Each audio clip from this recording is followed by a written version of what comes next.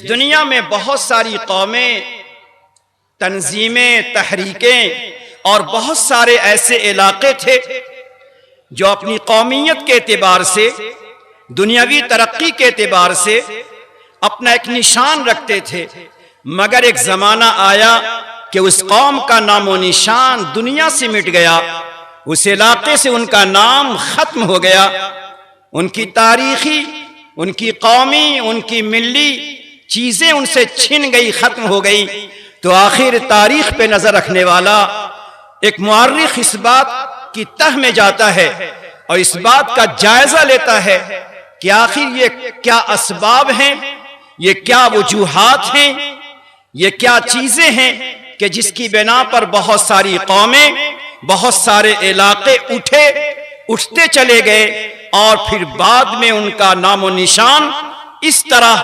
مٹا کہ ان سے تعلق رکھنے والوں حسرت کے سوا اور کچھ نہیں کہہ سکتے۔ اسی بنا پر ابن حجر اسقلانی رحمت اللہ علیہ نے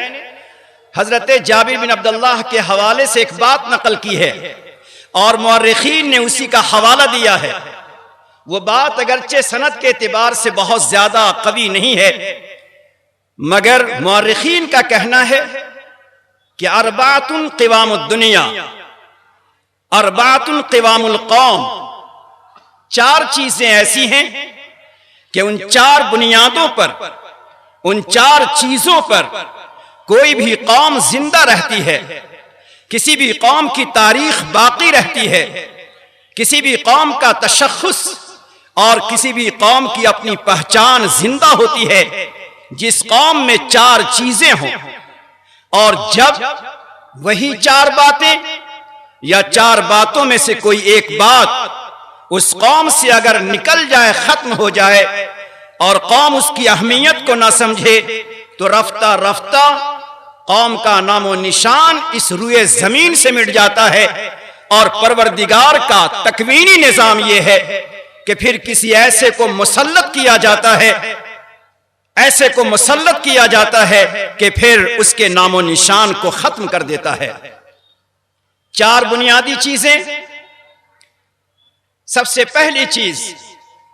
علم العلماء۔ جس قوم میں، جس علاقے میں، جس طبقے میں علماء ہوں گے، اور یہ وہ علماء کہ جن کا علم پختہ ہوگا، جن میں رسوخ ہوگا، وہ علماء جن میں ایمانی غیرت ہوگی، وہ علماء جن میں ایمانی اور عملی اور علمی حمیت ہوگی۔ جس قوم میں ایسے علماء ہوں، جن علماء کے اندر حمیت بھی ہے، جس میں غیرت بھی ہے، جس قوم کے اندر علماء ہیں اور جس قوم میں پڑھنے پڑھانے کا رواج ہے، ہر بڑا چھوٹے کو پڑھانے کی فکریں کرتا ہے، اور جہاں پڑھنے پڑھانے کا سلسلہ جاری اور باقی رہتا ہے،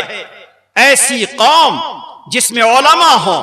جن کے علم میں رسوخ ہو، جو علماء اپنے نئی نسلوں پر محنت کرتے ہوں، ایسی قوم کبھی مٹ نہیں سکتی۔ کوئی مٹانا چاہے وہ مٹ سکتا ہے، مگر ایسی قومیں کبھی مٹ نہیں پاتی۔ علم العلماء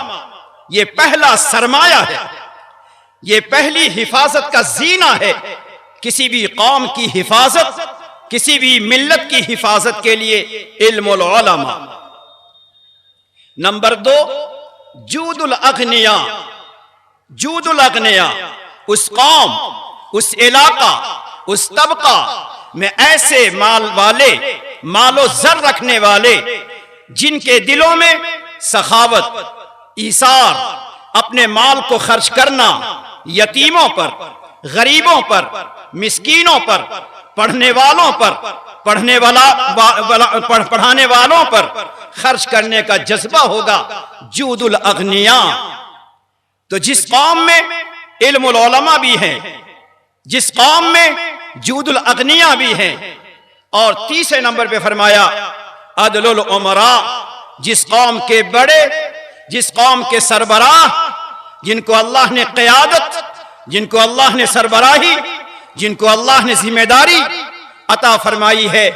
ایسے امراء میں، ایسے حاکموں میں، ایسے سرپرستوں میں، ایسے ذمہ داروں میں، عدل و انصاف کا جذبہ ہونا چاہیے. وہ ہمیشہ ہر طبقے کے ساتھ، پڑھے لکھوں کے ساتھ، بے پڑھوں کے ساتھ، بڑوں کے ساتھ، چھوٹوں کے ساتھ، اپنوں کے ساتھ، دوسروں کے ساتھ، جو حاکم ہمیشہ عدل و انصاف کا معاملہ کرتا ہو، وہ عدل و انصاف کا معاملہ رکھنے والا، جس قوم میں عدل و انصاف پورے طور پہ ہوگا، جہاں ظلم نہ ہوگا، جہاں زیادتی نہ ہوگی، جہاں جور نہ ہوگا، جہاں ظلم نہ ہوگا، جہاں ایک دوسرے کو دبانے کا خیال نہ ہوگا، جہاں اپنائیت کی بنا پر فیصلے نہیں ہوں گے بلکہ للہیت کی بنا پر جہاں فیصلہ ہوگا، تو مورخین اور اہل بصیرت فرماتے ہیں کہ جس قوم میں علم العلماء بھی ہوں، جس قوم میں جود الاغنیاء بھی ہوں، جس قوم میں عدل الامراء بھی ہوں، وہ قوم تباہ نہیں ہوتی. اور ایک آخری بات فرمایا، دعاء الفقراء. اس قوم کے اندر، اس علاقے کے اندر کچھ ایسے اللہ کے بندے ہوں جو درویش دل ہوں، جن کا دل درویشانہ ہو، جن کے دل میں رقت ہو، جن کے دل میں اپنی قوم کے لیے، انسانیت کے لیے، زمین کے نیچے بسنے والے تمام انسانوں کے لیے جس کے دل میں ایک درد ہو، ایک غم ہو، ایک فکر ہو، ان کے دل سے ساری قوم کے لیے اور قوم کی نئی نسل کے لیے دعائیں نکلتی ہوں. تو جس طبقے اور جس قوم اور جس علاقے میں ایسے لوگوں کی دعائیں، درد دل، ان کی فکریں، ان کا غم اس قوم، اس طبقے علاقے کے ساتھ اگر ہے، تو اللہ رب العزت کا یہ تکوینی نظام ہے، پروردگار کا یہ تکوینی نظام ہے کہ وہ قوم کبھی تباہ نہیں ہوتی، اس قوم کی نسل ختم نہیں ہوتی، اس قوم کی جڑیں کبھی کاٹی نہیں جاتی ہے. میرے دوستو، یہ 4 چیزیں جس قوم میں ہوتی ہیں، یہی 4 چیزیں اس قوم کی بقا کا ذریعہ ہوا کرتی ہیں.